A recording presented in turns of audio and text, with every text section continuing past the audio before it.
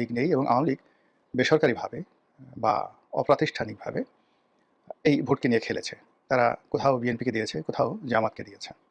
এবং এটা কিন্তু আমরা প্রেডিক্ট করেছিলাম এবং সেটা মোটামুটি ঠিক হয়েছে। অন্য দুটো প্রেডিকশন ঠিক না হলেও এই যে আওয়ামী লীগ ভোট নিয়ে খেলবে এবং তারা যেখানে জামাতকে ভালো মনে করবে তাই দিবে, আর যেখানে বিএনপিকে ভালো মনে করবে তাই দিবে, এবং সেই ঘটনাটাই ঘটেছে।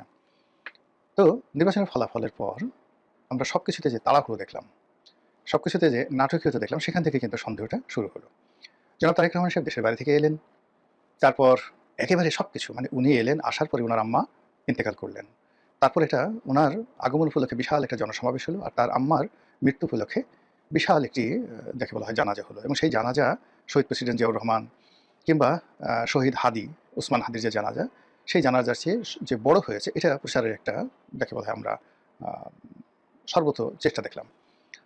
এরপর নির্বাচনের মাঠে জনাব তারেক রহমান সাহেব ছুটলেন, এবং তিনি যে ১৭ বছর দেশের বাইরে ছিলেন, তারপর তার শরীর যে অসুস্থ, তার মেরুদণ্ড ভাঙ্গা, কিংবা তিনি মা হারিয়েছেন সাম্প্রতিক সময়, এটা ভুলে গিয়ে তিনি দেশের প্রেমে, দেশের জনগণের প্রেমে এবং দেশ রক্ষার কাজে মাতৃভূমির প্রয়োজনে এতটা দৃঢ় হলেন এবং এতটা শক্তিশালী হয়ে পড়লেন যে সকাল সন্ধ্যা দিন রাত তিনি সারা বাংলাদেশ তোলপাড় করে একের পর এক রাজনৈতিক সমাবেশ। এরপর ভোট হলো, ভোটে জয়লাভ করলো বিএনপি, এবং এটা প্রত্যাশিত যে বিএনপি এভাবে জয়লাভ করবে। তারপর নাটক হলো, নাটকের পর সেই যাকে বলা হয় জাতীয় সংসদ, সেখানে শপথ গ্রহণ হলো, নজিরবিহীনভাবে শপথ গ্রহণ হলো। আর সেই শপথ গ্রহণের আগে এনসিপি এবং জামাত বললো আমরা এখানে শপথ গ্রহণ করব না, কিন্তু তারা আবার নাটকীয়ভাবে শপথ গ্রহণ করলো। তো এরপর সরকার গঠিত হওয়ার পরে তার মন্ত্রীরা, প্রধানমন্ত্রী একের পর এক চমক সৃষ্টি করে যাচ্ছেন।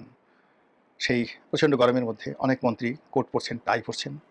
তারপর তারা বিভিন্ন মন্ত্রণালয়ে যাচ্ছেন, দেশে ঘুরে বেড়াচ্ছেন, এখানে সেখানে খাল কাটছেন। মানে এমন একটা ব্যাপার যে খুব দ্রুত বাংলাদেশটাকে তারা একটা স্বর্গের উদ্যান বানিয়ে ফেলবেন। অন্যদিকে যিনি প্রধানমন্ত্রী, তিনি খুব সাধারণভাবে চালচলন করছেন দিল্লির বাদশা নাসিরুদ্দিনের মতো। তারপর তিনি রাষ্ট্রীয় প্রোটোকল ঠিক আগের প্রধানমন্ত্রীরা যেভাবে রাখতেন সেগুলো বাদ দিয়ে খুব সাধারণভাবে চালচলন করছেন, তার মন্ত্রীরাও সেভাবে চালচলন করছে। তো এগুলো নিয়ে মানে লোকজন খুব খুশি যে না, দেখতে শুনতে বেশ ভালো লাগছে।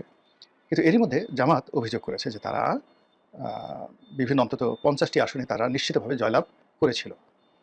ইঞ্জিনিয়ারিং করে, ইলেকশন ইঞ্জিনিয়ারিং করে তাদেরকে ঠকিয়ে দেওয়া হয়েছে। তো জামাত ৭৮টা পেয়েছে, তার সঙ্গে যদি আরও ৫০টি যুক্ত হলো, তাহলে তারা নিশ্চিতভাবে ১৩০টির মতো আসনে জয়লাভ করত। এটা হলো জামাতের ভাষ্য। বিএনপি অবশ্য এই ব্যাপারে কোনো কথাবার্তা বলেনি, আর যারা ইলেকশন আয়োজন করেছে তারাও এই ব্যাপারে কোনো রা করেনি। কিন্তু আমাদের মন মানছে, আমাদের মন বলছে, বারবার বলছে কিছু একটা হয়েছে। এটা অতীতের সেই তিনটি ইলেকশন ইঞ্জিনিয়ারিং এর কারণে হতে পারে, অথবা এই নির্বাচন পরবর্তী সময়ে কারোর মধ্যে মানে আনন্দ নেই। যারা বিজয় হয়েছে তাদের মধ্যে আনন্দ নেই, উল্লাস নেই, আর যারা পরাজিত হয়েছে তাদের মধ্যে হতাশা নেই।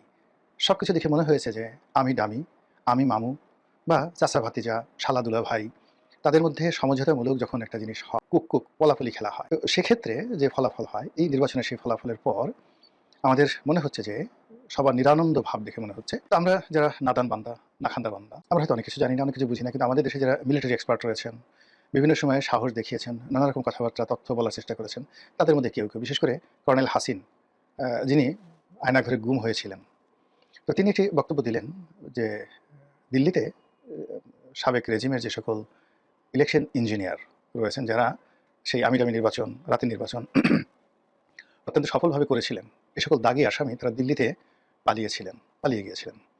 এই নির্বাচন করার জন্য তাদেরকে দিল্লি থেকে আনা হয়েছে। এটা খুবই সিক্রেট, কারা এনেছে, কীভাবে এনেছে, আই ডোন্ট নো। আমি শুধুমাত্র উনি যেহেতু একটা গণমাধ্যমে কথাটা বলেছেন, আমি ওনারই কথাটা পুনরাবৃত্তি করছি। তিনি জামাতের রাজনীতির সঙ্গে আদৌ জড়িত কিনা জানি না, কিন্তু জামাতকে প্রমোট করছেন, জামাতের বিভিন্ন অনুষ্ঠানে যাচ্ছেন, কিন্তু খুব স্ট্রেট এবং ফরওয়ার্ড ওয়েতে অনেক কথাগুলো বলছেন, তার এই কথাগুলো ফেলে দেওয়া যায় না। তো তার সেই কথা এবং একই সঙ্গে জামাতের যে অভিযোগ এবং বিজয়ী এবং পরাজিত যারা আছেন তাদের মধ্যে নিরানন্দ ভাব। অন্যদিকে আওয়ামী লীগ কেমন যেন খামোশ হয়ে গেছে, মনে হচ্ছে যে তারা যেভাবে চেয়েছিল সব কিছু সম্ভবত সেভাবে হয়েছে বা সেভাবে এগোচ্ছে। নির্বাচনের পরে এখনও পর্যন্ত সংসদ অধিবেশন বসেনি, মার্চ মাসে ১২ তারিখে সংসদ অধিবেশন বসবে, কিন্তু এর আগেই সরকারের সকল গুরুত্বপূর্ণ পদ পদবিতে যাকে বলা হয় নাটকীয় সব পরিবর্তন হয়ে গেছে।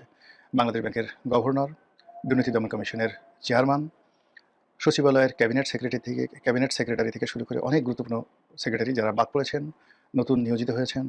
সেনাবাহিনীর সবচেয়ে গুরুত্বপূর্ণ পদ পদবিগুলোতে বিএনপি তাদের পছন্দের মানুষ তাদেরকে নিয়োগ দিয়েছে। এর মধ্যে ডিজিএফআই প্রধান নিয়োগ দিয়েছে এবং নিয়োগ পাওয়ার পর একেবারে তরুণ মানে ডিজিএফআই এর প্রধান যিনি হলেন মানে ব্রিগেডিয়ার থেকে তাকে প্রমোট করে মেজর জেনারেল করে ডিজিএফআই প্রধান করা হলো এবং আমার জানা মতে ডিজিএফআই প্রতিষ্ঠিত হওয়ার পর এত তরুণ কোনো কর্মকর্তা এই গুরুত্বপূর্ণ প্রতিষ্ঠানটির দায়িত্ব নেননি। এবং তিনি দায়িত্ব নেওয়ার সঙ্গে সঙ্গেই সম্ভবত অসুস্থ বোধ করলেন। তিনি চলে গেলেন ভারতে সস্ত্রীক এবং সেখানে চিকিৎসার জন্য ভারতে গেছেন বলে বলা হচ্ছে। আর যারা দুর্মুখ তারা বলার চেষ্টা করছেন যে ইতিউতি কিতিকুতি পুতিপুতি করার জন্য হয়তো তিনি গেছেন। এখন ইতিউতি পুতিপুতি কিতিকুতি কি এটা আপনারা একটু নিজেরা বুঝে নেন যে ডিজিএফআই প্রধান দায়িত্ব গ্রহণের সঙ্গে সঙ্গে তিনি চিকিৎসার জন্য ভারতে গেছেন সস্ত্রীক। এনিওয়ে, তো এখন সেই ডিজিএফআই থেকে শুরু করে সব জায়গায় পরিবর্তন হয়ে গেছে, শুধুমাত্র দুটো পদে পরিবর্তন হয়নি। তিনটি মানে তিন বাহিনী প্রধান সেই পদে পরিবর্তন হয়নি, আর রাষ্ট্রপতি পদে পরিবর্তন হয়নি, আর সব পরিবর্তন হয়ে গেছে। অন্যদিকে যারা উপদেষ্টা ছিলেন তাদের অনেকের জীবন তছনছ হয়ে যাওয়ার মতো উপক্রম। দুর্নীতি দমন কমিশনে তাদের বিরুদ্ধে অভাব মানে তাদের বিরুদ্ধে অসংখ্য অভিযোগ পড়েছে। এবং আমাদের যে কেন্দ্রীয় ব্যাংকের যে ফাইন্যান্সিয়াল যে যেটাকে বলা হয় বিএফ কি যেন বিএফ ইউআইডি এরকম কি একটা রয়েছে আর কি, ফাইন্যান্সিয়াল ইন্টেলিজেন্স ডিপার্টমেন্ট যেটাকে বলা হয়, তারা বেশ কয়েকজন উপদেষ্টার ব্যাংক হিসাব তলব করেছে।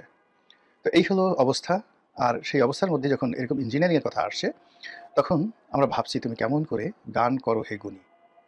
মানে এবারের ইঞ্জিনিয়ারিং যদি হয়ে থাকে তাহলে এটা এত সূক্ষ্ম, এত বৈজ্ঞানিক, এত আল্ট্রা লেভেলে এই ইঞ্জিনিয়ারিংটা হয়েছে। এটি একমাত্র আল্লাহ রাব্বুল আলামিন ছাড়া। সে যদি দয়া করে আমাদের কাছে এটি উন্মুক্ত করে না দেন, মানে আগামীতে এই যারা এই সমস্ত ইঞ্জিনিয়ারিং করেছেন তাদের কারো হয়তো কুড়োকুষ্টি হবে, কারো হয়তো প্লেগ হবে, তারপরে কারো হয়তো কলেরা হবে, গুটি বসন্ত হবে, অনেকে স্বপ্ন দেখবে, অনেকে জিন ভূতের কবলে পড়বে, তখন তারা ভয়ে বলে দেবে যে আমরা এই কাজগুলো করেছি, এই কাজগুলো আমরা করেছি। তো সেক্ষেত্রে হয়তো আমরা জানতে পারবো, কিন্তু তার আগ পর্যন্ত আমাদের দুর্বল বুদ্ধি যেভাবে 2014 সনের ঘটনা প্রেডিক্ট করতে পারিনি এবং ঘটনা ঘটার অনেক দিন পরেও আমরা বলতে পারিনি। আবার 2018 2024 মানে সনের যে নির্বাচন, সেই নির্বাচনের যে কারসাজি সেটা এখনো পর্যন্ত আমাদের মাথায় যেহেতু এখনো ঢোকেনি,